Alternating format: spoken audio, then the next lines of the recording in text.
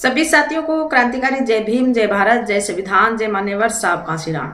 साथियों, इस समय बिहार का इलेक्शन पूरे चर्चा में बना हुआ है। बिहार के अंदर पूरे जो भारत की जनता है उनकी नजर है कि बिहार के अंदर किसकी सरकार बनेगी। क्या एनडीए फिर से सत्ता में वहां पर काबिज होगी या इस बार महागठबंधन की बिहार के अंदर सरकार बनेगी। और साथ में साथियों, जो थर्ड पार्टियां हैं उनकी क्या भूमिका रहने वाली है, इस पर लेकर हर जगह इस समय चर्चा हो रही है। साथियों, आपको पता है कि पहले चरण के चुनाव बिहार के अंदर समाप्त हो चुके हैं और अभी 11 नवंबर को दूसरे चरण की वोटिंग है साथियों। और 14 नवंबर को हमारे सामने रिजल्ट होंगे जो साबित करेगा कि बिहार के अंदर बिहार की सत्ता किसकी होगी। अब की बार साथियों, जो सर्वे फाइनल हम लेकर आए हैं दोनों चरणों को मिलाकर कि बिहार के अंदर क्या कुछ रुझान रहने वाले हैं, जो जनता की ओपिनियन पोल है उस पर एक आंकड़ा हम लेकर आए हैं साथियों। अभी आप देखेंगे कि जो गोदी मीडिया है, जो टीवी मीडिया है, वो जिस तरीके से जो सर्वे दिखा रही है, जो एनडीए को बहुमत में दिखा रही है साथियों, उस सर्वे पर भी हम चर्चा करेंगे।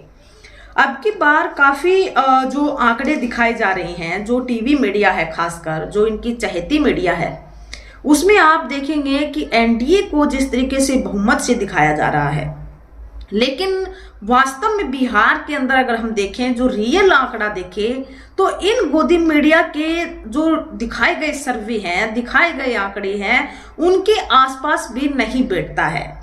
अभी आप बात करेंगे तो जो एनडीए है, बीजेपी है, वो दावा कर रहे हैं कि बिहार के अंदर फिर से जो एनडीए की सरकार बनेगी, फिर से एनडीए सत्ता के अंदर काबिज होगी और बहुमत के साथ होगी। वहीं पर दूसरी तरफ महागठबंधन की तरफ से तेजस्वी यादव जी बड़ा दावा कर रहे हैं कि वो 18 नवंबर को शपथ लेंगे, मुख्यमंत्री की शपथ लेंगे। और दूसरी तरफ हम देखें तो जो थर्ड अलायंस वहां पर बना हुआ है या बसपा पार्टी है, ये सभी बोल रही हैं कि बहुमत से किसी की भी सरकार बिहार के अंदर नहीं बनेगी। सरकार बनेगी जो थर्ड अलायंस है उसके आधार पर और जो बसपा पार्टी है उसके आधार पर बिहार के अंदर अगली सत्ता होगी। इनके बगैर बिहार के अंदर सरकार किसी की भी बनने वाली नहीं है साथियों। अब जो टीवी मीडिया है, जो पोल दिखा रहा है, जो आंकड़ा दिखा रहा है साथियों, इस पर अगर हम चर्चा करते हैं तो जो इस तरीके से ये एनडीए को बहुमत में दिखा रहा है, हम रियल आंकड़े पर भी चर्चा करेंगे। जो अभी लेटेस्ट फाइनल जो निकल कर आया है दोनों चरणों के आधार पर, और तमाम तरीके की जो प्रतिक्रियाएं और जो रुझान बिहार के अंदर चल रहे हैं उसके आधार पर। लेकिन सबसे पहले जो टीवी मीडिया और जो गोदी मीडिया के अंदर दिखाया जा रहा है उसकी सच्चाई से अवगत जरूर हमें होना चाहिए। हालांकि हमें इनके सर्वे को नहीं देखना चाहिए क्योंकि ये एक भ्रामक आंकड़ा हमारे सामने परोसते हैं। ये खुद के द्वारा प्रायोजित इनका जो आंकड़ा होता है, घर पर बैठकर जो तैयार करते हैं, वो आंकड़ा हम सब तक पहुंचाते हैं, इसलिए हमें इनका आंकड़ा नहीं देखना चाहिए।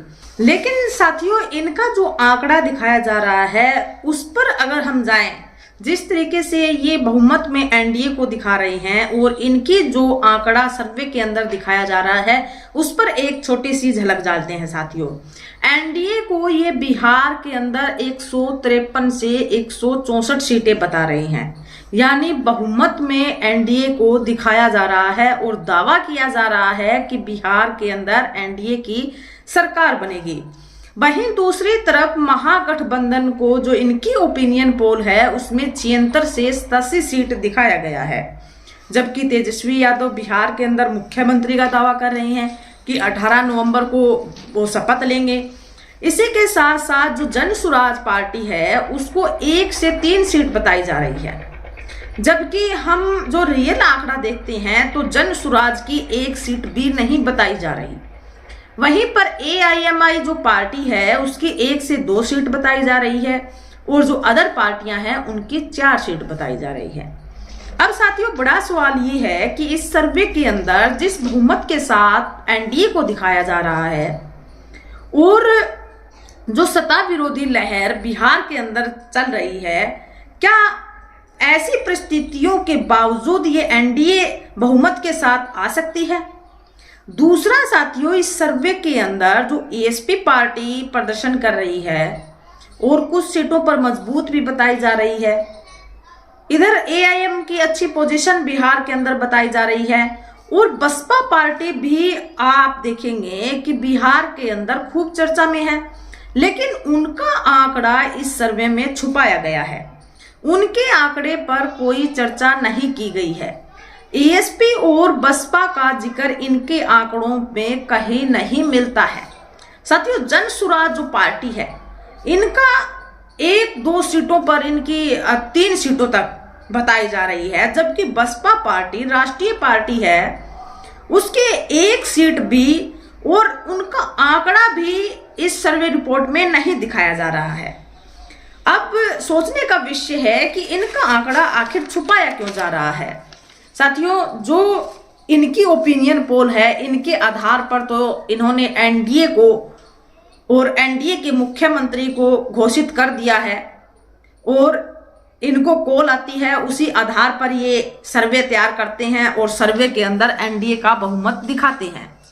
जो इनके द्वारा घर पर बैठकर और प्रायोजित इनका खुद का बनाया हुआ सर्वे होता है, जनता की कोई रुझान नहीं होते इसके अंदर, तो ये कितने ही सीटें पार्टी को दे सकती हैं, ये सभी बातें जो ये सर्वे बनाए जाते हैं, ये एक माहौल बनाने के लिए और एक भ्रामक तरीके से प्रचार प्रसार ये करते हैं। साथियों, अभी दूसरी तरफ अगर हम रियल आंकड़े पे जाएं, जो आम जनता से तैयार किया गया आंकड़ा है, जो बिहार की जनता के आधार पर तैयार किया गया आंकड़ा है, और अभी कुछ सीटों का कुछ सीटों में बदलाव हुआ है साथियों, कुछ परिवर्तन आए हैं। जो पहले चरण में रुझान देखने को मिल रहे थे, अभी कुछ और देखने को मिल रहे हैं।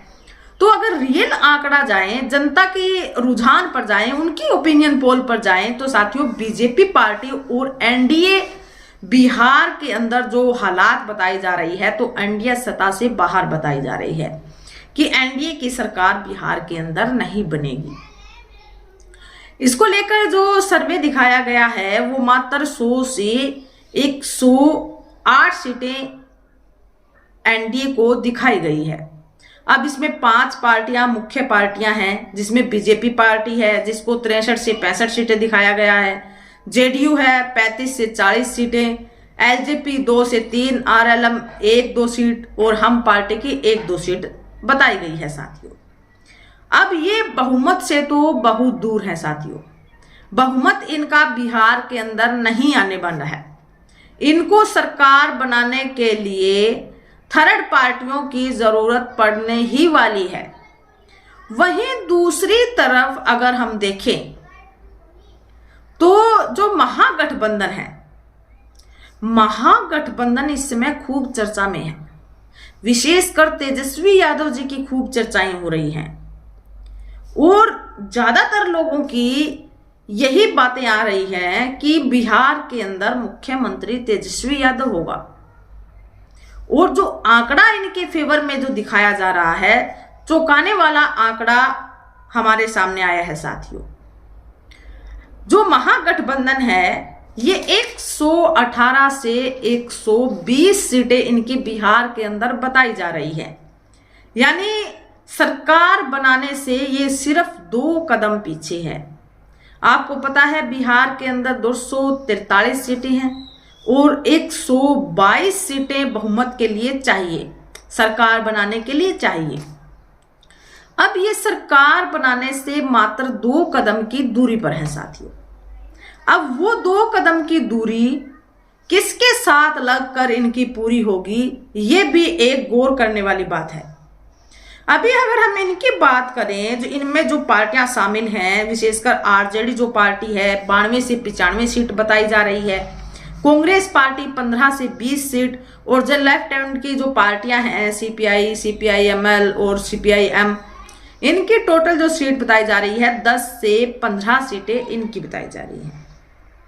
इस तरीके से ये 118 से 120 सीटों पर मजबूत है।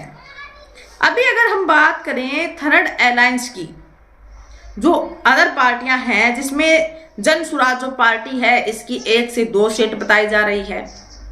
वहीं पर AIMI जो पार्टी है, अभी साथियों AIMI पार्टी जो है उसकी 7 से 8 सीटें जो हैं वो बताई जा रही हैं कि इन सीटों पर AIM का जो प्रत्याशी है वो मजबूत है।